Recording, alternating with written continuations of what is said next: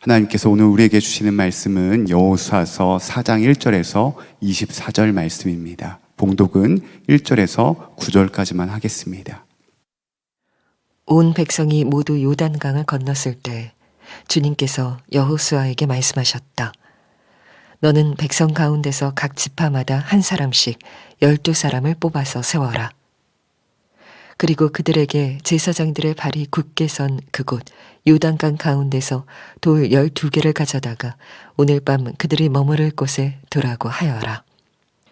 여호수아는 이스라엘 자손 가운데서 각 지파마다 한 사람씩 세운 그 12사람을 불러서 그들에게 말하였다. 주 당신들 하나님의 언약궤 앞을 지나 요단강 가운데까지 들어가서 이스라엘 자손의 지파 수대로 돌 하나씩을 각자의 어깨에 메고 오십시오. 이것이 당신들에게 기념물이 될 것입니다. 훗날 당신들 자손이 그 돌들이 지닌 뜻이 무엇인지를 물을 때 주님의 언약궤 앞에서 요단 강물이 끊기었다는 것과 언약궤가 요단강을 지날 때 요단 강물이 끊기었으므로 그 돌들이 이스라엘 자손에게 영원토록 기념물이 된다는 것을 그들에게 말해 주십시오. 그래서 이스라엘 자손은 여호수아가 명령한 대로 하였다. 그들은 주님께서 여호수아에게 말씀하신 대로 이스라엘 자손의 지파 수에 따라 요단강 가운데서 돌 12개를 메고 나와서 그것들을 그들이 머무르려는 곳까지 가져다가 그곳에 내려놓았다. 여호수아는 요단강 가운데 언약궤를 메었던 제사장들의 발이 머물렀던 곳에 다른 12개의 돌을 세웠다. 그 돌들이 오늘까지 거기에 있다. 제가 미국 시카고에 있는 제일 연합 감리교회 우리 한인교회 집회를 갔을 때 그때 유대인들이 얼마나 자신들의 신앙을 자녀 다음 세대에게 성실하게 전해주는지를 보았던 기억이 있습니다. 그 한인교회는 유대인 회당을 구입을 해서 예배당으로 사용을 하고 있었습니다. 그 유대인들은 더 크고 좋은 회당을 짓고 이사를 간 거죠.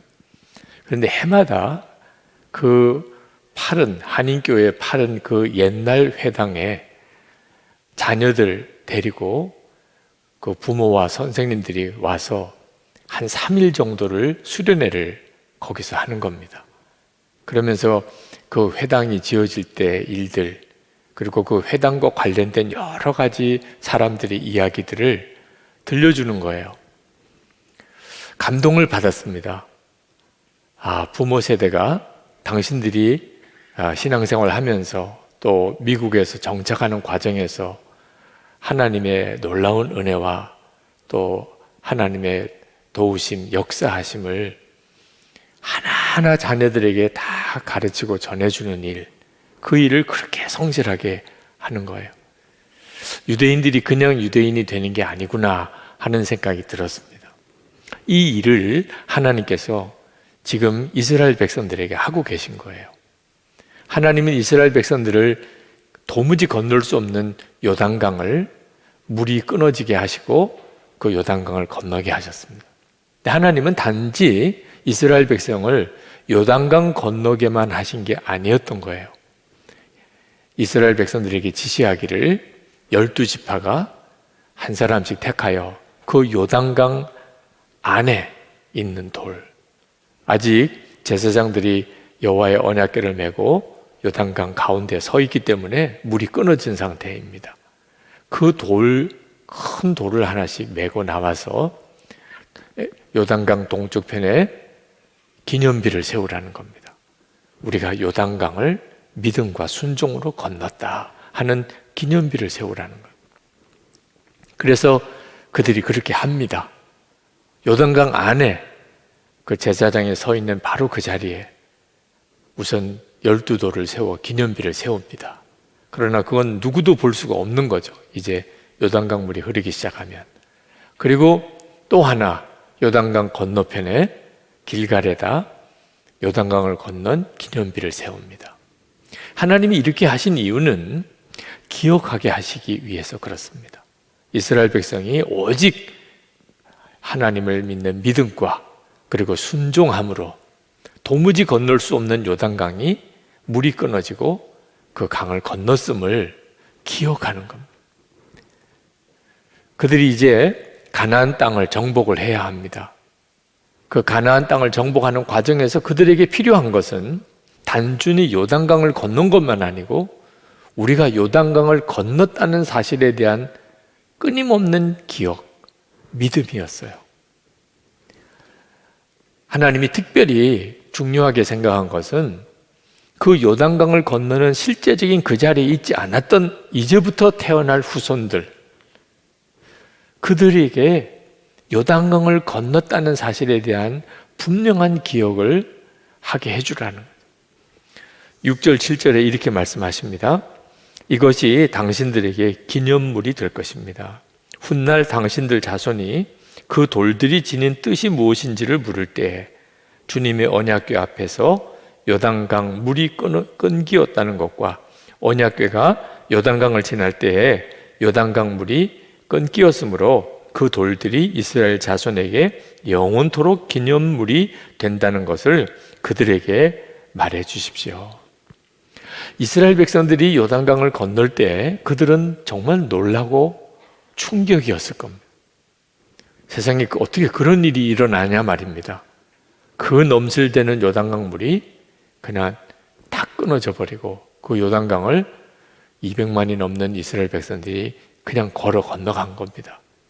그들은 그 순간에는 이제 가나안 땅 정복은 그건 일도 아니라고 생각했어요. 하나님이 이렇게까지 하신 하나님이신데 아무리 가나안 족속이 강하고 성벽이 굳건해도 얼마든지 그들은 가나안을 정복할 수 있을 거라고 그들은 생각했을 거예요. 그러나 문제는 은혜도 잘 받지만 잊어버리기도 잘한다는 거예요. 사실 이스라엘 백성들은 가나안 땅에 들어갈 때 이 요단강을 건넜지만 출애굽할 때 홍해를 건넌 사람입니다.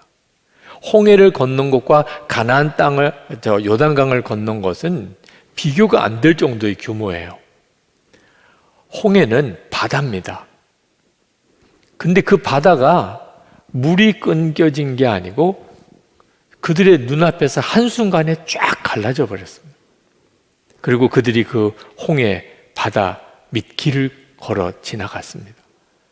애국 군대가 뒤쫓아 들어오는데 그들이 그 홍해 바다 한가운데 들어왔을 때 물이 합쳐져서 그들이 다 물속에 수장되었습니다. 그 광경을 그들이 생생히 보았어요. 그때 그 충격과 놀람은 요단강 건너갈 때하고는 비교가 안 되는 일이었죠. 춤을 추고 기뻐했습니다. 그런데 문제는 그 놀람과 충격과 감동이 3일밖에 안 갔다는 겁니다. 3일 동안 물 없는 광야를 지나가면서 목이 말라서 그들은 하나님을 원망하고 모세를 원망했습니다. 우리를 광야로 나오게 해서 다 죽게 만드냐. 그 이스라엘 백성들의 신앙의 실상이었어요. 그래서 하나님께서 이 요단강을 건너고 난 다음에는 요단강을 건넌 기념비를 세우게 한 겁니다. 우리가 요단강을 믿음과 순종으로 건넜다. 하나님의 기적으로 우리가 이 요단강을 건넜다는 겁니다. 이제 이스라엘 백성들에게는 가나안 족속들이 기다리고 있습니다. 요단강만 건넜다고 가나안 땅을 차지하는 게 아니에요. 그들은 이제 가나안의 족속과 그 성읍을 무너뜨리는 일을 해야 했습니다. 하나님이 언제나 홍해나 요단강을 지날 때처럼 그렇게 기적을 행하여 주시는 것이 아니에요. 이제는 칼과 칼을 부딪혀 싸워야 되고 창과 창을 부딪혀 싸워야 됩니다. 그때 필요한 것이 뭐냐면 우리는 요단강도 건넜다. 그 믿음이에요. 하나님이 가나안 땅을 반드시 우리에게 주신다. 그 믿음이에요. 그 믿음으로 그들이 이제 싸워 정복해야 하는 겁니다. 그래서 믿음의 기념비가 되는 거죠. 여러분, 우리에게도 동일합니다. 우리에게도 요단강을 건넌 기념비가 있습니다. 요단강은 죽음을 상징해요. 우리가 장례식을 치를 때 요단강 건너가 만나리 그렇게 찬송을 부르는 것처럼 요단강은 죽음을 상징합니다. 이스라엘 백성은 죽음을 지나서 다시 태어난 민족이에요. 요단강을 지나서 그들은 하나님의 백성으로 다시 태어난 거죠. 그게 요단강을 지났다는 의미입니다. 그리고 그 기념으로 기념비를 세운 거예요. 우리도 예수를 믿고 십자가를 통과해서 예수님과 함께 죽고 부활하신 예수님의 생명으로 사는 자가 된 것입니다. 그게 예수를 믿는 거예요. 우리도 똑같이 요단강을 지난 사람들입니다. 그 기념비로 하나님이 우리에게 주신 것이 세례예요. 오늘 세례식을 했습니다. 세례식을 했다. 내가 세례를 받았다는 말은 무슨 뜻입니까? 이제는 나는 예수님과 온전히 하나가 되었다. 예수님은 포도나무고 나는 가지가 되었다. 예수님과 함께 나는 죽었고 이제는 부활의 생명으로 살고 있다. 그 고백이 세례를 받았다는 겁니다. 여러분이 세례 받으셨습니까? 여러분은 요단강을 건넌 기념비를 다 가지고 있는 거예요. 세례 받은 자로서 이 세상을 살아가는 동안 우리 주님 오실 때까지 주님이 나와 함께 계신다. 주님과 나는 한 몸이라는 것을 계속 확증하는 기념비로 주신 것이 성찬이에요. 여러분 성찬 받으셨습니까? 주님의 살을 먹고 주님의 피를 마셨어요. 여러분 이것이 우리에게 앞으로 살아가는 동안에 계속 필요한 믿음이기 때문입니다. 우리가 예수를 믿고 죄와 저주에서 영원히 지옥 갈 자에서 구원을 받았습니다. 이제는 하나님의 백성, 하나님의 자녀예요.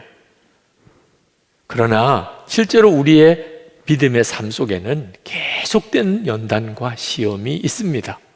마귀는 여전히 이 세상을 장악하고 임금 노릇하고 있어요. 예수 제대로 믿어보려고 하면 이런저런 모양의 고난을 각오해야 합니다. 가나안 땅에 들어간 이스라엘 백성들이 가나안 족속과 싸워야 하는 것처럼 우리에게도 영적인 싸움이 우리에게 있어요. 그러나 두려워하지는 마시라는 거예요. 절대로 마귀의 역사를 무서워하지 말라. 연단을 두려워하지 말라. 고난을 두려워하지 말라. 왜? 우리는 요단강도 건넌 사람이에요. 우리는 예수님의 십자가로 구원받은 자예요. 우리는 주님과 늘 하나가 되어 있는 자예요. 세례받은 자예요. 성찬받은 자예요.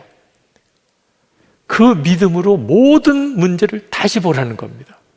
때때로는 죽을 것 같은 문제의 어려움 속에 부딪힐 때도 있어요. 이렇게 끝인가? 이런 순간이 올 때도 있어요. 걱정하지 마세요. 여러분은 이미 지옥에서 천국으로 건짐받은 자예요. 죄의 종로로 닫은 자가 하나님의 자녀가 되었어요.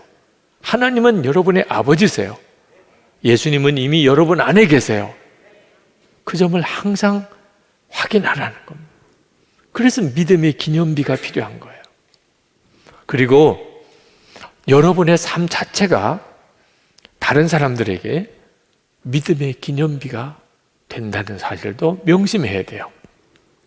우리의 삶은, 예수 믿고 사는 우리의 삶은 그 자체가 믿음의 기념비예요.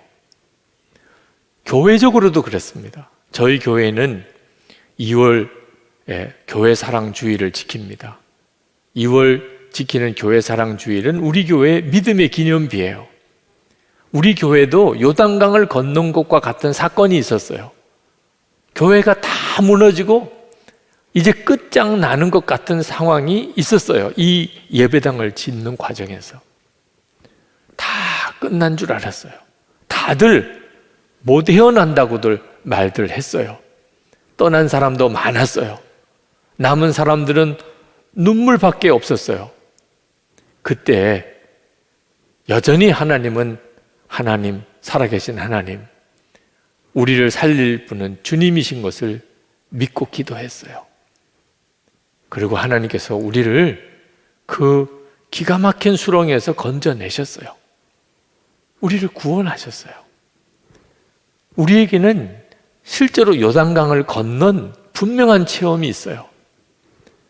그것을 영원히 잊어버리지 않아야 된다는 것. 우리 교회가 교세가 크고 예배당이 큰 것을 자랑하면 안 된다는 거예요. 진짜 우리가 기념해야 될 것은 정말 죽을 것 같았던 그때, 망할 것 같았던 그때 오직 하나님만 믿고 기도하고 오직 하나님께만 순종했던 그때를 기념해야 한다는 거예요. 그러면 하나님께서 우리 교회를 통해서 계속해서 당신의 일을 이루실 것이에요. 여러분이 매일 쓰시는 일기가 사실은 중요한 믿음의 기념비예요.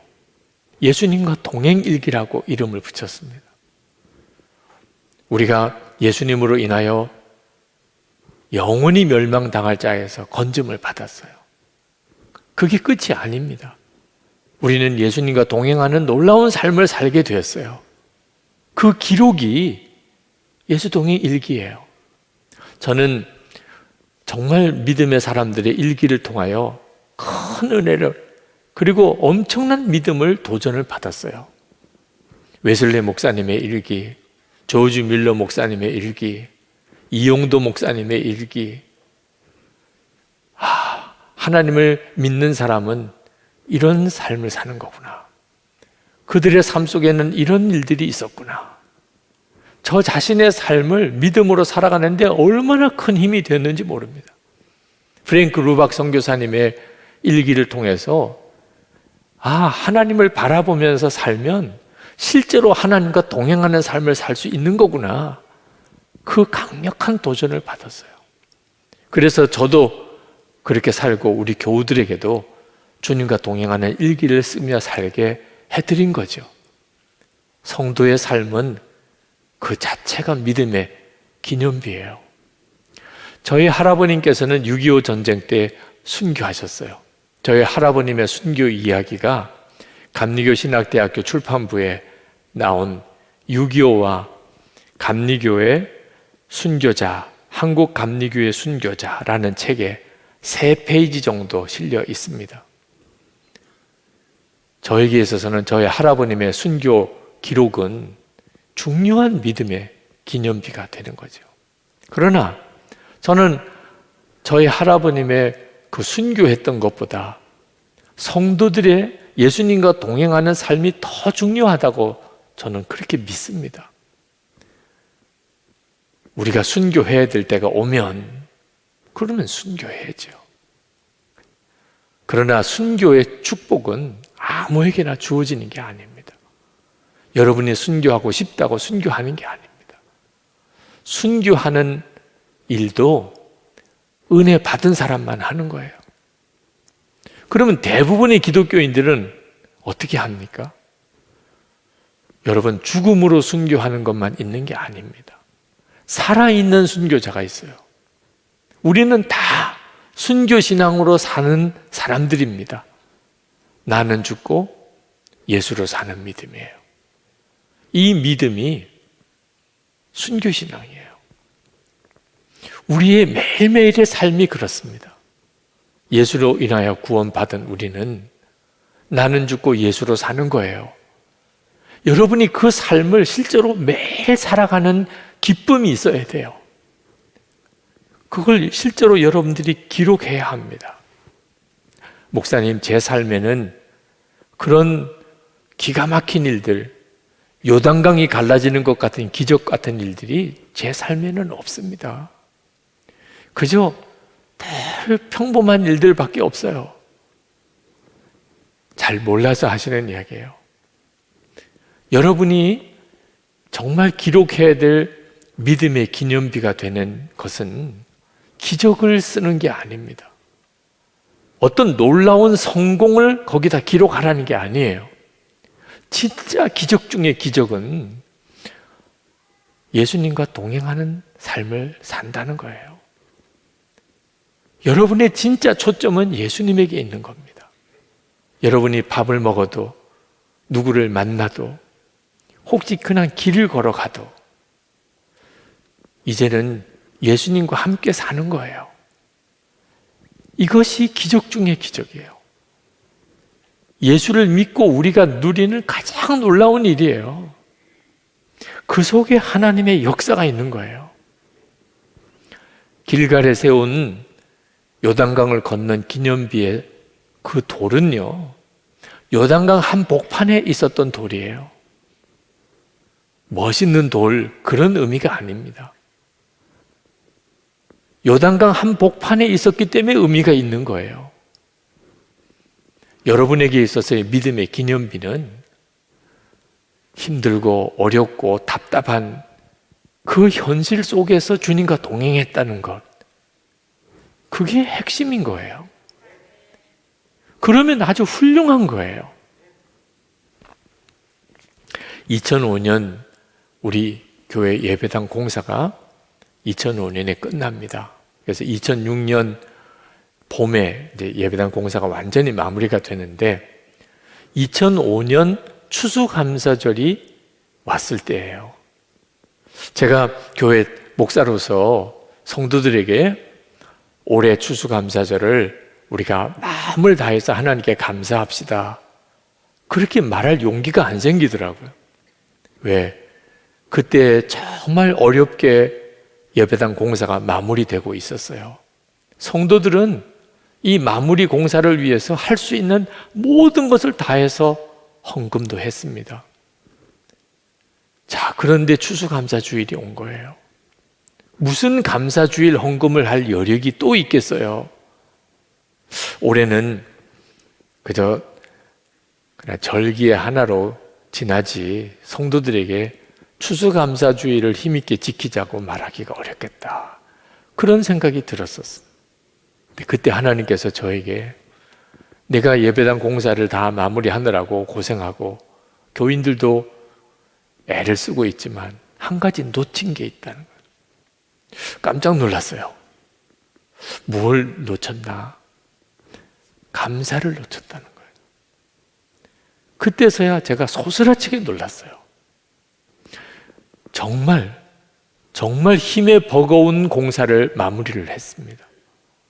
그러나 부채는 엄청나게 많이 생겼어요. 이 부채는 어떻게 갚아요? 또 예배당은 이렇게 크게 지었는데 실제로 그때 당시에 모인 교인은 이 예배당의 3분의 1도 못 차요. 그러면 이 큰 예배당은 도대체 어떻게 다 채워요? 앞으로 해결해야 될 일들이 산처럼 많아요. 그런데 하나님께서는 뒤를 돌아보라는 거예요. 그래서 지나온 뒤를 돌아보니까 깜짝 놀랐어요. 앞으로 해결될 일만 많은 줄 알았더니 뒤에 돌아보니까 하나님이 기적으로 사는 거예요. 이 예배당 공사를 마무리하기까지 그때 성도들의 건축 헌금을 약정한 거, 도무지 불가능한 이런 은행의 융자 대출이 나오게 된 일, 도무지 이 예배당 공사를 책임지지 않겠다고 하던 이 건축회사와의 협의, 그래서 그 회사에서 이 예배당 공사를 끝까지 마무리해 주겠다고 결정한 일, 모든 것들이 하나님의 기적의 연속이었어요. 그랬기 때문에 이 공사가 끝나게 된 거죠.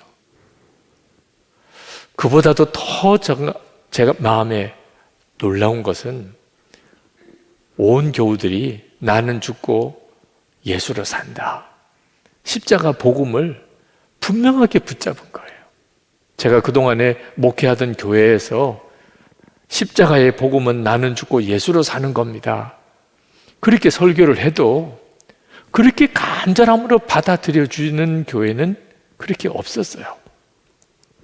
그런데 이 교회는 아멘으로 받았어요. 우리 상황이 그만큼 어려우니까. 예수님을 믿어도 진짜 믿어야 되는 거고, 십자가 복음을 알아도 정말 제대로 알아야 된다는 절박감이 있었어요. 성경을 보니까 예수 믿는 거는 나는 죽고 예수로 사는 거구나. 저는 그거면 충분하다고 생각했어요. 지금 우리 앞에 문제가 많지만 우리가 진짜 예수님을 제대로만 믿기만 하면 나머지는 다 하나님이 하실 것이라고. 그래서 성도들에게 말씀을 드렸어요. 2005년 추수감사주일에 우리가 할 수 있는 능력에 지나칠 정도로 우리가 지금 올 한 해 교회를 위해서 헌신했지만 2005년 추수감사주일도 마음을 다하여 우리가 감사주일을 지킵시다. 제가 그때 깨달은 것이 2005년 추수감사주일은 어느 해도 대신할 수가 없는 주일이에요. 가장 힘들고 어려웠던 때, 이제는 우리의 한계를 벗어난 것 같은 이런 상황 속에 몰렸을 때, 그때도 하나님께 드렸던 감사, 2006년에는 못하는 일이에요. 예배당 공사 다 끝났어요. 2007년에는 더 못해요. 여러분, 어려울 때 감사는요, 그때만 할 수 있는 거예요. 큰일 날 뻔했던 거죠. 2005년 추수감사주일은 저에게 있어서는 정말 잊을 수 없는 감사예요. 그리고 그건 하나님께서도 그렇게 기억하시고 계실 거다. 그렇게 저는 믿었어요. 요단강을 건널 때 그때만 그 요단강 속에 있는 돌을 가져다가 기념비를 쌓을 수 있는 거예요. 어려운 일을 겪을 때에만 그때 드릴 수 있는 감사가 있어요. 죽을 것 같은 상황 속에 있을 때 그때만 드릴 수 있는 감사가 있는 거예요. 지나고 나면 그때 그 감사를 드릴 수가 없어요. 제가 2005년 추수감사절에 했던 설교를 찾았어요. 도대체 그때 그 추수감사주일에 나는 무슨 설교를 했나? 그 설교 맨 마지막에 이렇게 제가 설교를 했더라고요. 올해도 하나님의 은혜가 너무나 놀랍습니다. 그러니 앞으로 우리 교회를 통하여 하나님께서 행하실 일은 상상이 안 될 정도입니다. 이 확신이 생기니 더욱 감사합니다. 이제는 도와주셔서 기도할 것이 아니라 감사해야 할 것입니다. 모든 것을 이루실 하나님께 감사드릴 것뿐입니다. 올해 추수감사주의를 지키고 우리가 망하더라도 저는 감사할 것입니다. 이미 충분합니다. 너무 감사합니다. 참 비장했었어요, 그때는. 추수감사절 한 번 더 드리고 그냥 끝날 수도 있는 상황이라고 느껴졌었어요. 그래도 감사하자. 왜? 너무 감사할 일이 많으니까. 그 설교문을 읽고 갑자기 제 마음속에 이 건축 중에 있는 교육관에 가보고 싶은 마음이 일어났습니다. 교육관 공사가 이제 거의 끝났습니다. 5월 초쯤에는 봉헌 예배 드립니다. 교육관 공사 현장으로 가서 5층부터 지하 1층까지 내려오면서 그냥 계속해서 제 마음속에 하나님 감사합니다. 하나님 감사합니다. 그 고백밖에 안 나오더라고요. 16년이에요. 2005년 추수감사주일. 그 기가 막힌 어려움 중에 그래도 하나님이 역사하신 게 있으니까 감사하자. 힘을 다하여 감사하자. 그리고 16년이 지나서 저 교육관 완공이 되는 거예요. 만약에 그때 2005년 그때 추수감사가 없었다면 지금 이 교육관의 감격이 아마 없었을 거예요. 가장 힘들고 어려울 때 여러분 그때가 믿음의 기념비가 세워지는 때예요. 코로나19로 인해서 어려움이 많지요. 앞으로도 걱정도 많습니다. 코로나19 상관없이 건강 때문에 지금 어려움 겪는 분도 있을 거예요. 재정적인 어려움이 있는 분도 있을 거예요. 가정의 어려움이 있는 분도 있을 거예요. 근데 여러분 아십니까? 지금이 여러분이 요단강을 건너는 체험을 하고 있는 때예요. 그러면 이 상황을 놓치면 안 됩니다. 지금 어려움을 겪는 거기서만 기념비가 나오게 되는 거예요. 그걸 놓쳐버리면 나중에 가서는 믿음의 기념비가 하나도 없는 삶을 살게 됩니다. 고 하용조 목사님 23살 때, 그때 1968년 8월입니다. 1년 동안 폐결핵 요양소에서 살았어요. 죽음 일보 직전이죠. 그는 할 수 없는 게 대부분이었어요. 그런 중에 그가 할 수 있는 게 하나 있었는데 예수님만 바라보는 것이었습니다. 그리고 그것을 일기로 쓰는 거예요. 그게 책으로 나왔어요. 나의 하루라는 제목으로. 고 하용조 목사님의 23살 청년 시절 일기책. 그게 왜 그렇게 중요하죠? 홍정일 목사님이 그 책에 대해서 설명하기를, 이후에 온누리교회 목회 설계도다, 그 속에 다 들어있더라고. 23살 폐결핵에 걸린 그 청년의 일기 속에 온누리교회의 목회 계획이 다 나와 있어요. 하나님만 바라보고 기도하고 묵상하고 그리고 쓴 일기 속에 그 이후에 주님이 이루실 내용이 다 들어있는 거예요. 믿음의 기념비니까 그게 책으로 출간이 되어 나온 거죠. 여러분들도 마찬가지예요. 여러분의 10년 뒤, 20년 뒤를 주님은 아십니다. 지금은 죽을 것 같아도, 지금은 요단강물에 완전히 빠져 죽을 것 같아도 하나님은 여러분을 가나안 땅을 다 정복하는 그런 놀라운 계획을 가지고 여러분을 이끌고 계세요. 그러므로 지금 주님을 바라보면 그 속에서 놀라운 믿음의 고백들 다 나옵니다. 주님과 동행하는 것이 기적이에요. 밥을 먹어도 주님과 함께 먹고, 사람을 만나도 주님과 함께 만나고, 기가 막힌 어려움을 겪어도 주님과 함께 겪으면 돼요. 그리고 그것을 성실하게 기록하는 겁니다. 보세요. 그 일기책이 여러분 자신에게, 여러분의 자녀들에게 기가 막힌 믿음의 기념비가 될 것입니다. 믿음의 기념비를 기록하는 삶을 사시기를 축복합니다. 기도합시다. 하나님, 제 삶을 주님께 드립니다. 주님과 함께 살아보겠습니다. 주님과 함께 요단강을 건너고, 주님과 함께 홍해를 건너고, 주님과 함께 가나안을 정복하는 주님, 제가 그 삶을 살겠습니다. 저를 믿음의 기념비로 쓰소서. 제 삶을, 기가 막히게 어려운 지금 제 형편을 믿음의 기념비 삼으소서. 우리 다 같이 동성으로 기도하겠습니다.